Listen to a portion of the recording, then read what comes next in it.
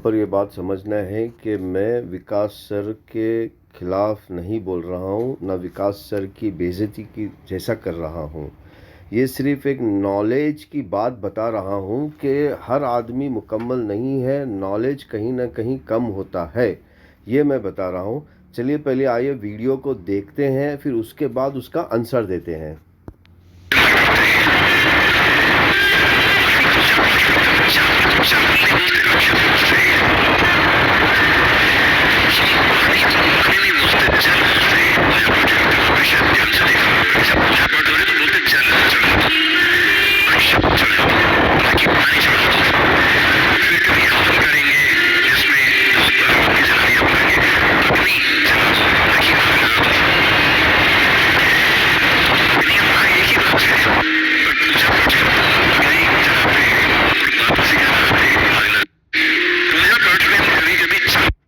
देखिए, इन्होंने जो लफ्ज़ का इस्तेमाल किया, हम पूजा पाठ करते वक्त, हम, तो मैं यहाँ पर आपको ये बताना चाह रहा हूँ कि देखिए, हम सारे इंसान के लिए बोला जाता है क्योंकि हम एक इंसानियत की औलाद है, एक ही माँ बाप की औलाद है।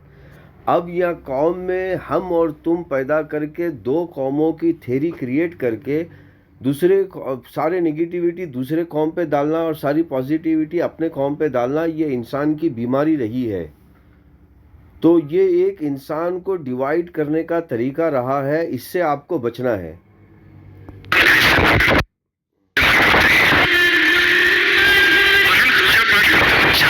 अच्छा, फिर पूजा पाठ, देखिए पूजा पाठ को भी समझना है। देखिए पूजा पाठ हमें करना है भगवत गीता, वेदा, पुराना, उपनिषद के तरीकों पर, अपने मर्जी पर नहीं। जो अपने मर्जी पर पूजा पाठ करता है वो शैतानियत करता है। वो ना सुख को मिलेगा, ना उसे सुख मिलेगी, ना उसे जन्नत मिलेगी, ना उससे मोक्षा मिलेगा। ये भगवत गीता वेदा ऐलान करके कहता है। तो मेरे प्यारे भाइयों और बहनों, पूजा पाठ अपने मर्जी से नहीं करना है, ईश्वर की मर्जी से करना है, ईश्वर की किताबों की मर्जी से करना है, शास्त्र की मर्जी से करना है। शास्त्र के मुताबिक होनी चाहिए पूजा पाठ। तो यहाँ पर भी कुछ लोग अपनी गलत शैतानियत तरीके को अपना पूजा पाठ कहते हैं, यानी कि यही है हमारा शास्त्र का पूजा पाठ। तो इसको भी समझना है आपको। देखिए, चावल को संस्कृत में अक्षित कहते हैं और पानी को जल कहते हैं। अब ये संस्कृत का जो अल्फाज है, संस्कृत एक पवित्र ज़बान है, संस्कृत एक ईश्वर की ज़बान है कि ईश्वर ने हमें दी है ईश्वर के शास्त्र सीखने के लिए। तो अब यहाँ पर आपको ये बात समझना है, जब संस्कृत ईश्वर ने दी है ईश्वर को शास्त्र को समझने के लिए, आप संस्कृत का इस्तेमाल करके अपनी मनमानी, अपने तौर तरीके नहीं निकाल सकते। ये महाघोर पाप है भगवत गीता, वेदा, पुराणास और शास्त्र में।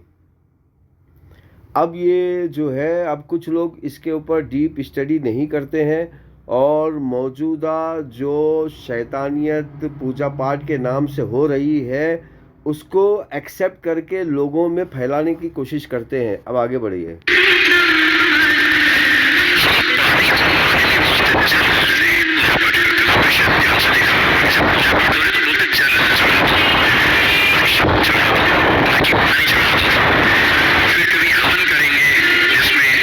देखिए, हवन करेंगे।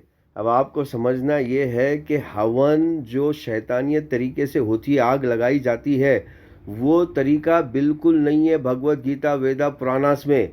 हवन कहते हैं स्वर्ग को। और कितनी बड़ी एक खुशी की बात है, वही लफ्ज़ अरबी में और वही लफ्ज़ इंग्लिश में इस्तेमाल होता है, हेवन। सुभान अल्लाह। हेवन कहते हैं स्वर्ग को, क्योंकि जो भी हम काम कर रहे हैं ज़मीन पर, वो हवन की मुक्ति के लिए, यानी कि स्वर्ग पाने के लिए कर रहे हैं। अब इन्होंने क्या कर दिया कि हवन जो है वो स्वर्ग पाने का तरीका आग डालने में डाल दिया है लोगों ने, शैतानी लोगों ने। और जबकि वो भगवत गीता, वेदा, पुराणास का तरीका ही नहीं है। भगवत गीता, वेदा, पुराणास का तरीका तो सलात है, नमाज है, मेडिटेशन है। तो मेरे प्यारे भाई और बहनों, देखिए कुछ चीज़ें, मजहबी चीज़ें कुछ चालाक लोग या अपने आप को ज़्यादा इल्म वाले लोग बताकर भी मजहबी चीज़ों में गलतफहमी पैदा करने की कोशिश करते हैं, या फिर उन्हें खुद नॉलेज नहीं होता है। जैसा कि आपने इस हाल में देखा विकास सर के ताल्लुक से। अभी चलिए आगे बढ़ते हैं। देखिए, अग्नि जो संस्कृत में लफ्ज़ इस्तेमाल होता है वो ईश्वर का नाम है, यानी कि स्टार्ट, अग्नि कहते हैं स्टार्टिंग को, यानी कि ईश्वर से ही सब स्टार्ट होता है, ये उसके मीनिंग आते हैं अग्नि, बल्कि आग को नहीं कहते हैं। अब यहाँ पर कुछ लोग जो है देखिए वो आग जलाने को अग्नि बना दिए हैं। तो यहाँ पर संस्कृत ज़बान को समझना और संस्कृत ज़बान के अंडरस्टैंडिंग को समझना कितना ज़रूरी है। भगवत गीता, वेदा, पुराणास आज आपके हाथ में है, तब भी इतनी बड़ी चालाकी से झूठ बोला जाता है, ये आपको समझना है मेरे प्यारे इंसानों, मेरे प्यारे भाइयों और बहनों।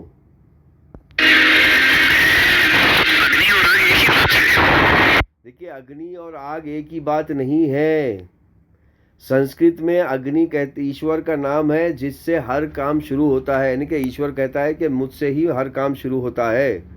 ईश्वर का एक नाम है, आग को नहीं कहते हैं। लेकिन हिंदी के जानकार जो है वो अग्नि को आग बताते हैं, हिंदी के जानकार, संस्कृत के नहीं। तो मेरे प्यारे भाई और बहनों, मैंने आज आपको दिखा दिया है एक फ़र्क मजहबी ताल्लुक़ से बातचीत करने का। देखिए, यहाँ पर विकास सर पे इल्ज़ाम, यानी कि विकास सर पे ये कहना कि नॉलेज कम है, ये कहने नहीं है। बस विकास सर के पास मजहबी ताल्लुक़ से नॉलेज कम है, ये आपको बताना है।